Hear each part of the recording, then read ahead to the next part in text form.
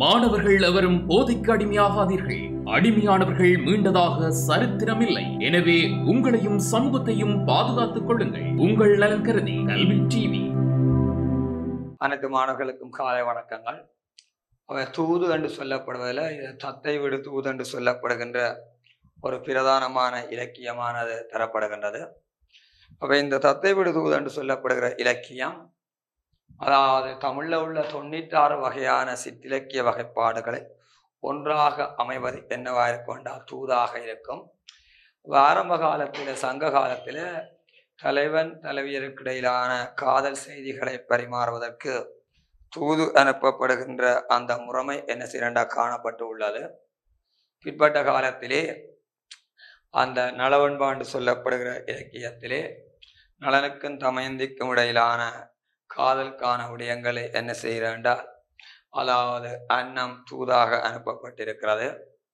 இதில் வருகின்றது என்னவா இருக்கும்டா, தத்தை விடு தூது என்று சொல்லப்படுகின்ற ஒரு பிரதானமான இலக்கியம். தத்தை விடு தூது என்று சொல்லப்படுகின்ற ஒரு பிரதானமான இலக்கியம் இங்கு வருகிறது. தத்தை என்பது என்னத்தை குறிக்கின்றா, கிளியை குறிக்கின்றது. காதலித்து தோல்வியடைந்த ஒரு காதலன் கிளியினை தூது விடுவதாக, அதாவது பாடப்பட்ட அந்த இலக்கியத்தை நாங்கள் என்னன்னு சொல்லுவோம் என்றால் தத்தை விடு தூது என்று சொல்லுவோம். காதலித்து தோல்வியடைந்த காதலன் கிளியினை தூது விடுவதாக பாடப்பட்ட அந்த இலக்கியத்தை நாங்கள் என்னன்னு சொல்லுவோம் என்றால் தத்தை விடு தூது என்று நாங்கள் அழைத்து கொள்வோம். அவை இந்த தத்தை விடு தூது என்று சொல்லப்படுகின்ற அந்த இலக்கியத்தில எத்தனை செய்யுட்கள் வருகின்றன, அதிலிருந்து தேர்ந்தெடுக்கப்பட்ட எத்தனை பாடல்கள் உங்களுக்கு இங்கு தரப்படுகின்றது என்ற விடயங்களை நாங்கள் தெரிந்திருக்க வேணும். இந்த தத்தை விடு தூது என்று சொல்லப்படுகிற இலக்கியத்தினுடைய ஆசிரியர் தீனா தானா சரவணமுத்து பிள்ளைவர்கள்தான் தத்தை விடு தூது என்று சொல்லப்படுகின்ற இலக்கியத்தினுடைய பிரதானமான ஆசிரியர். தத்தை விடு தூது என்று சொல்ற இலக்கியத்தினுடைய பிரதானமான ஆசிரியர் தீனா தானா சரவணமுத்து பிள்ளைவர்கள்தான் தத்தை விடு தூது என்று சொல்லப்படுகிற இலக்கியத்தினுடைய பிரதானமான ஆசிரியர். அந்த தத்தை விடு தூதில இருந்து உங்களுக்கு தேர்ந்தெடுக்கப்பட்ட 14 பாடல்கள் இங்கு தரப்படுவதை நாங்கள் என்ன செய்யலாம் என்று அவதானித்துக் கொள்ளலாம். தத்தை விடு தூதில இருந்து தேர்ந்தெடுக்கப்பட்ட 14 செய்யுட்கள் இங்கு தரப்படுகிறது. இந்த தத்தை விடு தூது என்று சொல்லப்படுகிற இலக்கியத்தினுடைய ஆசிரியர் யாராக இருக்கும் என்றால், அதாவது இலங்கையில திருகோணமலை என்று சொல்லப்படுகிற இடத்தை புறப்படமாக கொண்ட திருகோணமலை என்று சொல்லப்படுகிற இடத்தை புறப்படமாக கொண்ட தீனா தானா சரவணமுத்து பிள்ளைதான் இந்த தத்தை விடு தூது என்று சொல்லப்படுகிற இலக்கியத்தினுடைய ஆசிரியர். அதாவது கிழக்கு மாகாணத்தில திருகோணமலையில தம்பிமுத்து, அம்மணி பிள்ளை ஆகியோருக்கு 2வது மகனாக, அதாவது தம்பிமுத்து, அம்மணி பிள்ளை ஆகியோருக்கு 2வது மகனாக 1867 ஆண்டு பிறந்தவர் தான் இந்த சரவணமுத்து பிள்ளை. இவரது தமையனுக்கு என்ன பேர் என்றால், இவருடைய தமையனுக்கு என்ன பேர் என்றால் கனக சுந்தரம் பிள்ளை. இவர் என்ன செய்யறா, சென்னையில உள்ள பச்சையப்பன் கல்லூரியில ஒரு தமிழ் பேராசிரியராக இருந்த ஒரு முதலாவது ஈழத்தவராக குறிப்பிடப்படுகிறது. அதாவது சென்னையில உள்ள பச்சையப்பன் கல்லூரியில தமிழ் பேராசிரியராக இருந்த ஒரு முதலாவது ஈழத்தவர் என்று என்ன செய்யறா குறிப்பிடப்படுகிறது. அந்த அவருடைய சகோதரராகிய தீனா தானா சரவணமுத்து பிள்ளை என்பவரால பாடப்பட்ட ஒரு செய்யுள் இலக்கியம்தான் இந்த தத்தை விடு தூதாக இருக்குது. அப்போ ஒரு பெண்ணை காதலித்து தோல்வியடைந்த ஒரு காதலன் என்ன செய்யறா, தன்னுடைய காதலிக்கு தத்தை என்று சொல்லப்படுற கிளியினை தூது விடுகின்ற பாங்கில பாடப்பட்ட அந்த இலக்கியம்தான் இதா இருக்கும் என்றால் இந்த தத்தை விடு தூது. இந்த தத்தை விடு தூதுல 33 செய்யுட்கள் காணப்படுகின்றது. அதில் இருந்து தேர்ந்தெடுக்கப்பட்ட 14 செய்யுட்கள் இங்கு தரப்படுவதை நாங்கள் அவதானிக்கலாம். அதை எழுதி கொள்ளுங்கள். தத்தை விடு தூதண்டு பிரதானமான தலையங்கம் போட வேணும். கீழே இலக்கியம் பற்றிய அறிமுகம். கீழே சின்னொரு தலையங்கம் போடுங்கள். இலக்கியம் பற்றிய அறிமுகம் எழுதிக் கொள்ளுங்கள். தமிழில் உள்ள 96 வகையான சிற்றிலக்கிய வகைப்பாடுகளுள் 96 வகையான சிற்றிலக்கிய வகைப்பாடுகளுள் ஒன்றாக அமைவது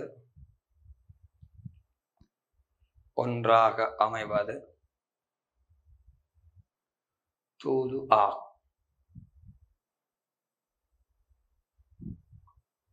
அந்த வகையில் பரணி,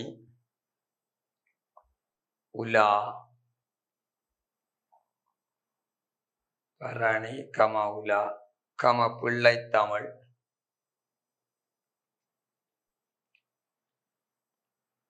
நான்மணிக்கோவை,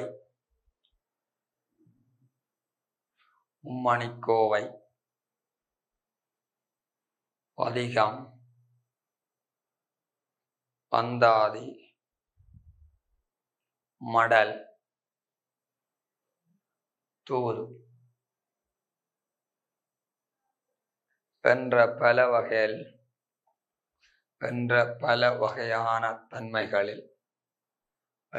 பல வகையான தன்மைகளில்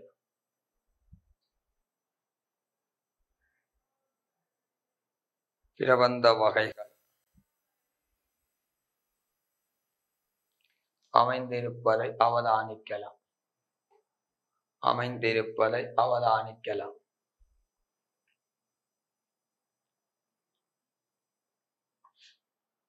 தூது என்பது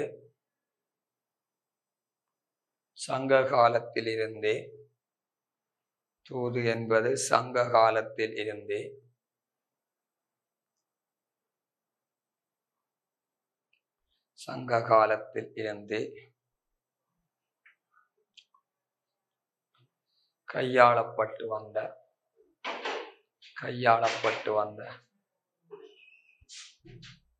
கையாளப்பட்டு வந்த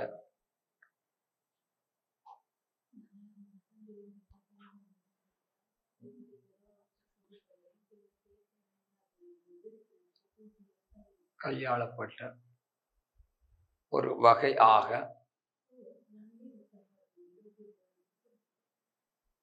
அமைகின்றது.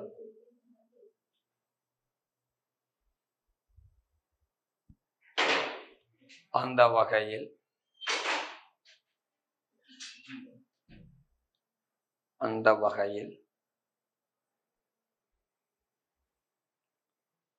சங்க காலத்தில் தூது அனுப்பப்பட்ட அந்த நிலைமை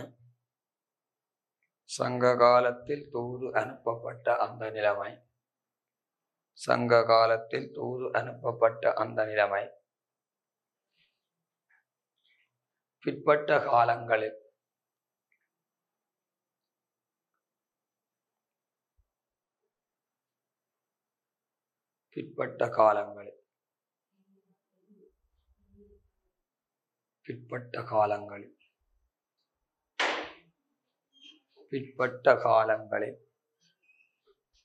புதியதொரு வளர்ச்சியை நோக்கி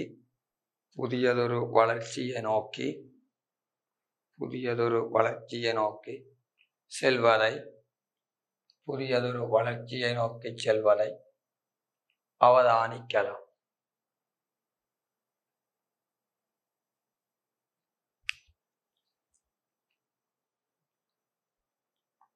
அந்த வகையில்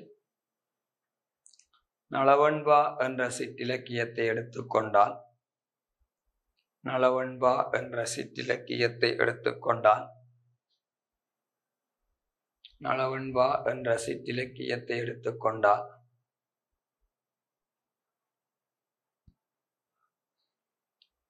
நளனுக்கும் தமயந்திக்கும் இடையே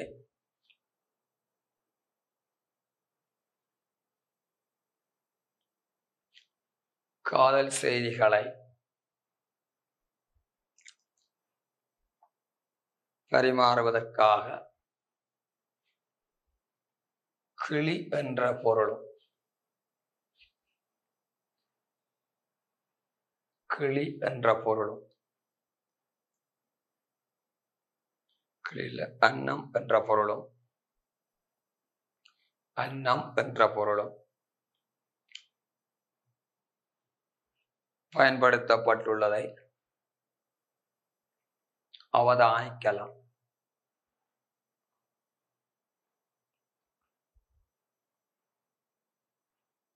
இவ்வாறாக தூது அனுப்பப்பட்ட அந்த நிலைமை, இவ்வாறாக தூது அனுப்பப்பட்ட அந்த நிலைமை பிற்பட்ட காலங்களில்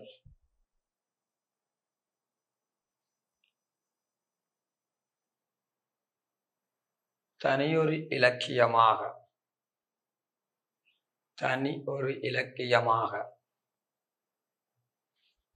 மாற்றப்பட்டு வந்துள்ளதை, தனியொரு இலக்கியமாக மாற்றப்பட்டு வந்துள்ளதை அவதானிக்கலாம்.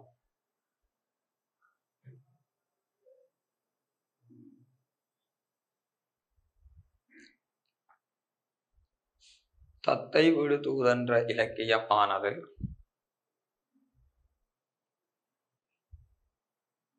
இலங்கையிலே கிழக்கு மாகாணத்தில் திருகோணமலை என்ற இடத்தை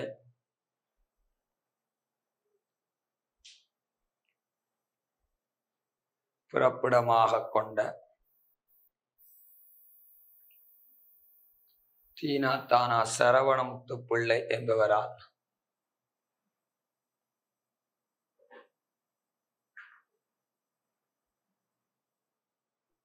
இயற்றப்பட்டது ஆகும்.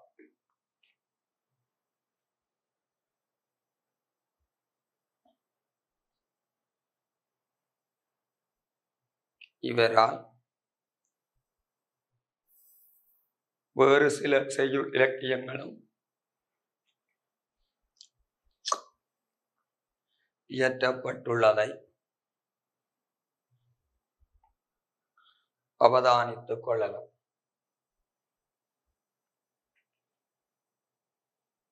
அந்த வகையில்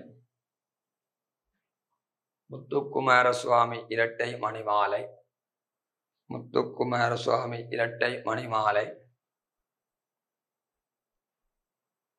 முத்துக்குமார சுவாமி ஊஞ்சல், வாகை மாலை, பிரிவு ஆற்றாமை,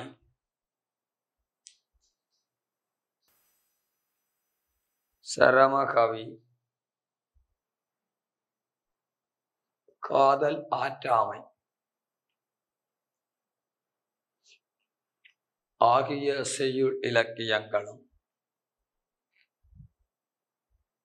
விதந்து குறிப்பிடத்தக்கன. ஆகிய செய்யுள் இலக்கியங்களும் விதந்து குறிப்பிடத்தக்கன.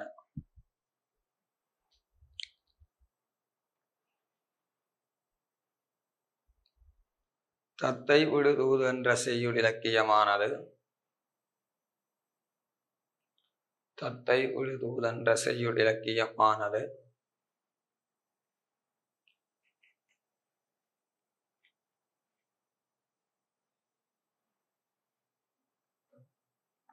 ஒரு பெண்ணை காதலித்து தோல்வியுற்ற காதலன்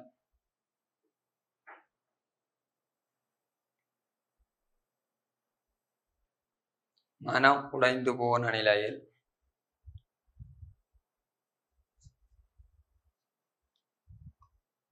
பாங்கில் கிளியினை தூது விடுகின்ற பாங்கில் இயற்றப்பட்ட செய்யுள் இலக்கியம் ஆகும்.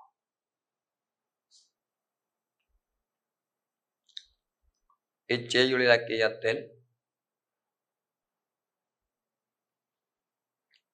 33 செய்யுட்கள் காணப்படுகின்றன.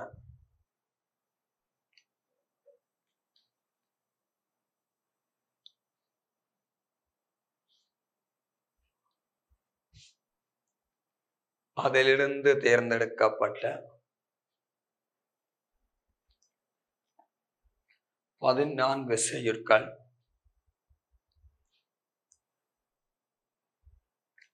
இங்கு தரப்படுகின்றது.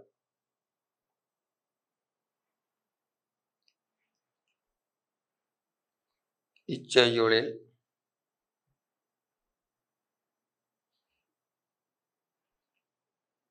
கிளி வாழ்கின்ற சூழல்,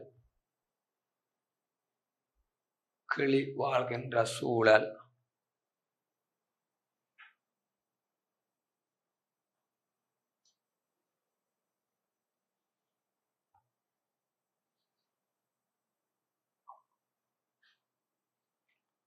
காதலிக்கு எடுத்து கூறப்பட வேண்டிய செய்திகள்,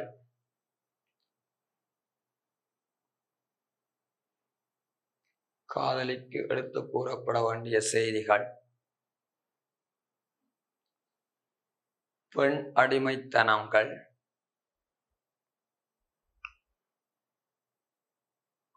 பெண் விடுதலை சார்பான கருத்துக்கள், பெண் விடுதலை சார்பான கருத்துக்கள் வெளிப்படுத்தப்படுவதை அவதானிக்க முடியும்.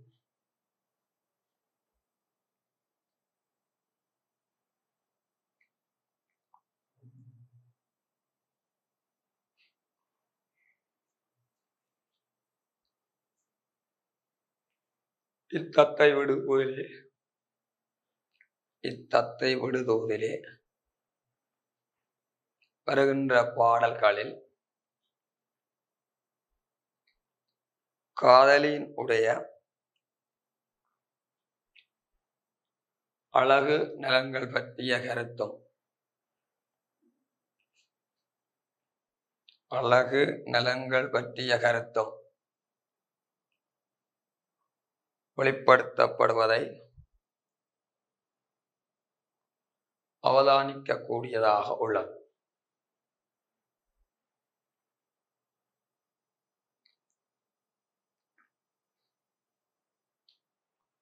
இதில் 33 செய்யுட்கள் காணப்படுகின்றது. அதிலிருந்து தேர்ந்தெடுக்கப்பட்ட 14 செய்யுட்கள் இந்த பாடப்பரப்பில் என்ன சிறண்டா உள்ளடங்கப்பட்டுள்ளது. இந்த பாடல்ல பார்த்தீங்கன்னா கிளி வாழ்கின்ற சூழல் பற்றி குறிப்பிடப்படுகிறது, பெண் அடிமைத்தனம் பற்றிய கருத்துக்கள் குறிப்பிடப்படுகிறது, பெண் அடிமைத்தனம் பற்றிய கருத்துக்கள் குறிப்பிடப்படுகிறது. அதைவிட பெண் விடுதலை சார்பான கருத்துக்கள் சொல்லப்படுகிறது. சில ஆங்காங்கு பாடல்கள்ல உவமை அணிச்சிறப்பும், சில பாடல்கள்ல உருவக அணிச்சிறப்பும் ஆசிரியரால் என்ன செய்ய கச்சிதமான முறையில தெளிவுபடுத்தப்படுவதை நாங்கள் என்ன செய்யலாம் என்றால் அவதானித்துக் கொள்ள முடியும். இதுல பார்த்தீங்கன்னா முதலாவது பாடலை பார்க்கிற பொழுது, முதலாவது பாடல் அந்த கிளி வாழ்கின்ற சூழல் அமைவு பற்றிய கருத்தை குறிப்பிடுகின்றது. கிளி வாழ்கின்ற அந்த சூழல் அமைவு பற்றிய கருத்து குறிப்பிடப்படுகிறது. தேனோங்கு பூம்பொதும்பர் செறிந்து பசுந்தலை பரப்பி வானோங்கு தேமாவில் வாழும் இளம் பைங்கிளியே மானங்கு மைவிழி என் வஞ்சி இடை பைந்தொடிபால் நான் இங்கு புகழுமொழி நற்கிளியே ஊராயோ நங்கை அவள் பால் சென்று நலம் பெறனி கூறாயோ. தேன் ஓங்கு பூம்பொதும்பர் செறிந்து பசுந்தலை பரப்பி வான் ஓங்கு தேமாவில் வாழும் இளம் பைங்கிளியே மானேங்கு மைவிழி என் வஞ்சி இடை மைவிழியன் வஞ்சி இடை பைந்தொடிபால் நான் இங்கு புகழுமொழி நற்கிளியே கூறாயே நங்கை அவள் பால் சென்று நலம் பெறனி கூறாயே. இதுதான் இதில் குறிப்பிடப்படுகின்ற கருத்தாக இருக்கும். அதாவது இந்த பாடலை முதல் சந்தி விரித்து எழுத வேண்டிய தேவைப்பாடு இருக்கிறது. சந்தி விரித்து எழுதினால்தான் அந்த பாடலில் வருகின்ற சொற்களினுடைய தன்மை தெரியும். தேன் ஓங்கு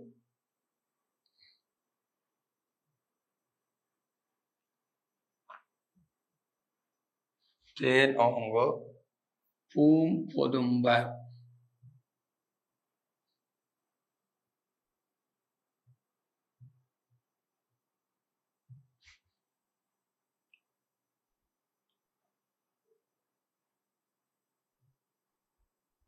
செறிந்து பசும் தலை பரப்பி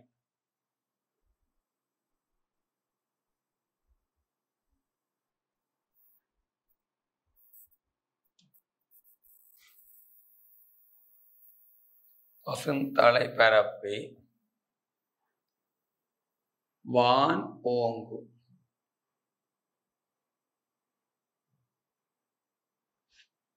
தீமாவில்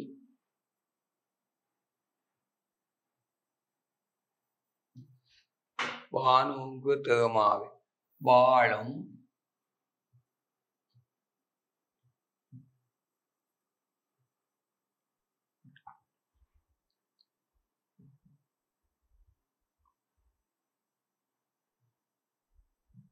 வாழும் இளம் பைங்கிளியே மான் ஏங்கு மைவிழி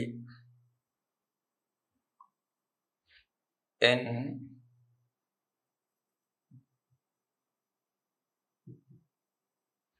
வஞ்சி விடை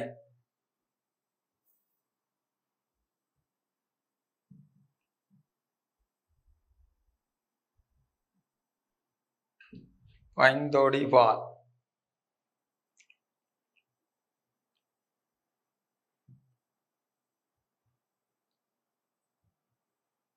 நான் இங்கு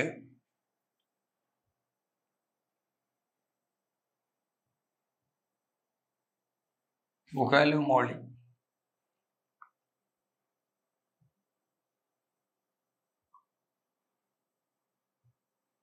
நற்கிளியே கூறாய்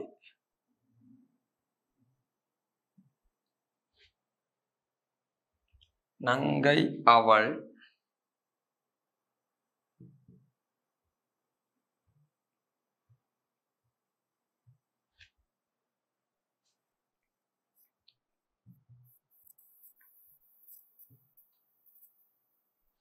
நலம் பரணி கூறாய்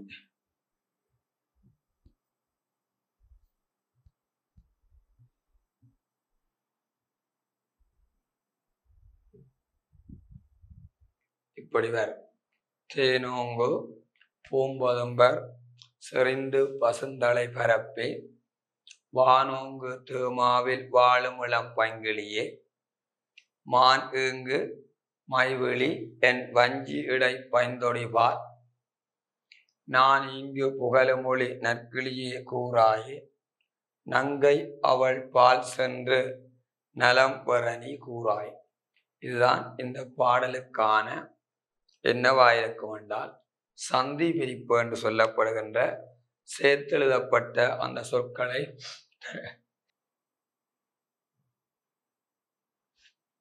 தீமாவில்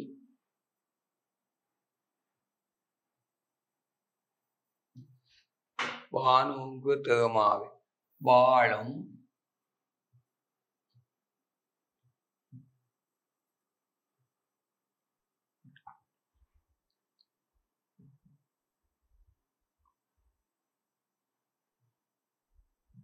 வாழும் இளம் பைங்கிளியே மான் ஏங்கு மைவிழி என்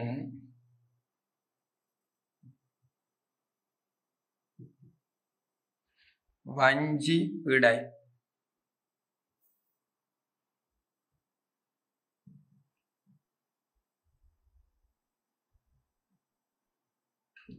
பைந்தொடி வால்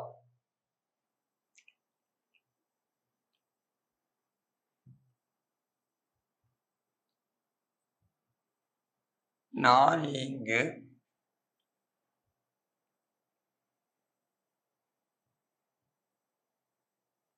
புகழுமொழி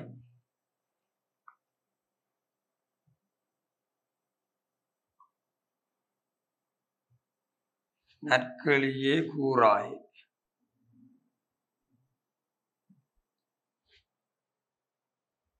நங்கை அவள்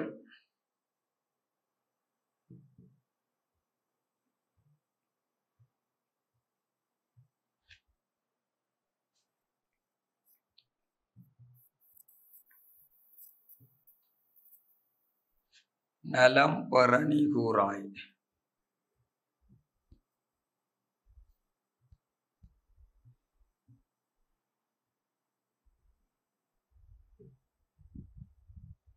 இப்படி வரும்.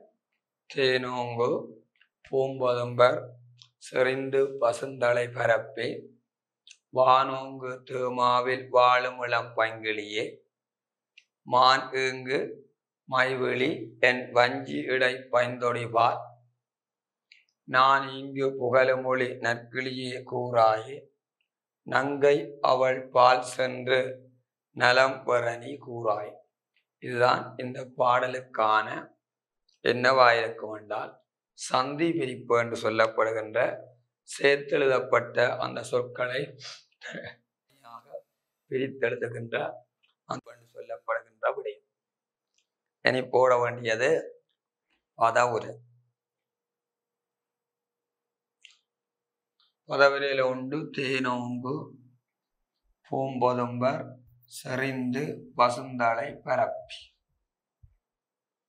ஒன்று தேன் ஓங்கு பூம்பொதும்பர் செறிந்து பசுந்தலை பரப்பி வானோங்கு தேமாவில் வாழும் இளம் பைங்கிளியே